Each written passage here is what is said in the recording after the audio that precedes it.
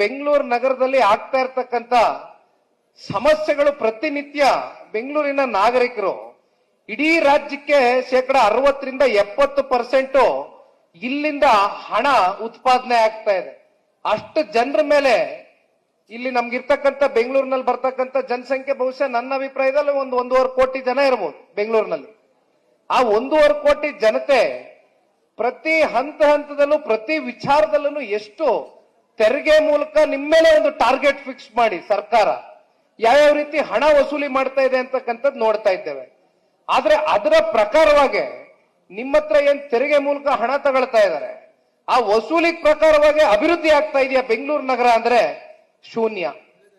ಅಲ್ಲಿ ನಿಮ್ಗೆ ಈ ರಸ್ತೆಗಳದಂತೂ ನಾವು ವಿರೋಧ ಪಕ್ಷವಾಗಿ ಪ್ರೆಸ್ ಮೀಟ್ ಕರೆದಾಯ್ತು, ಬೀದಿಗಿಳಿದು ಹೋರಾಟ ಮಾಡಾಯ್ತು, ಪ್ರತಿಭಟನೆಗಳು ಕೂಗಾಯ್ತು, ಎಲ್ಲ ಮಾಡಿದ್ರು ಕೂಡ ದಪ್ಪ ಚರ್ಮದ ಸರ್ಕಾರ.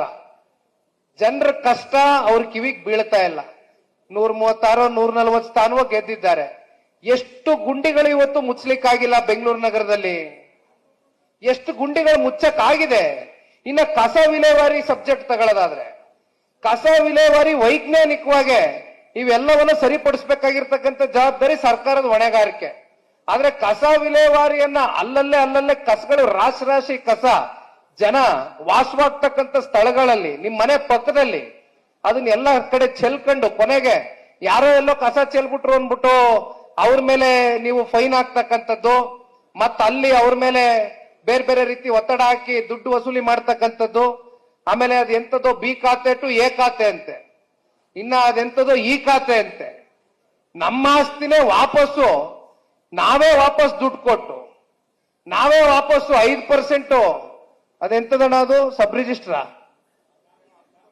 ಸ್ಟ್ಯಾಂಪ್ ಡ್ಯೂಟಿ SR ರೇಟ್ ಮೇಲೆ ನಿಮ್ಮ ಆಸ್ತಿ, ನಿಮ್ ಪಿತ್ರಾರ್ಜಿತ ಆಸ್ತಿ, ನಿಮ್ ತಂದೆ ನಿಮ್ ತಾತ ನಿಮ್ ಮುತ್ತಾತ ಸಂಪಾದನೆ ಮಾಡಿರ್ತಕ್ಕಂಥ ಆಸ್ತಿ ಮತ್ತೆ ಅದನ್ನ ನಮ್ಮ ಆಸ್ತಿನೇ ಅಂತಕ್ಕಂಥ ಪ್ರೂವ್ ಮಾಡ್ಕೊಳ್ತಕ್ಕಂಥದಕ್ಕೆ ಹೊಸದಾಗಿ ಲೂಟಿ ಮಾಡ್ತಕ್ಕಂಥದಕ್ಕೆ ಇದೊಂದು ಕಾರ್ಯಕ್ರಮ. ಬಿ ಖಾತೆ ಟು ಎ ಖಾತೆ, ಮತ್ತದೆಂತದೋ ಅಲ್ಲ, ಬಿ ಖಾತೆ ಟು ಎ ಖಾತೆ, ಮತ್ತೆ ಈ ಖಾತೆ ಬೇರೆ ಬೆಟರ್ಮೆಂಟ್ ಚಾರ್ಜಸ್.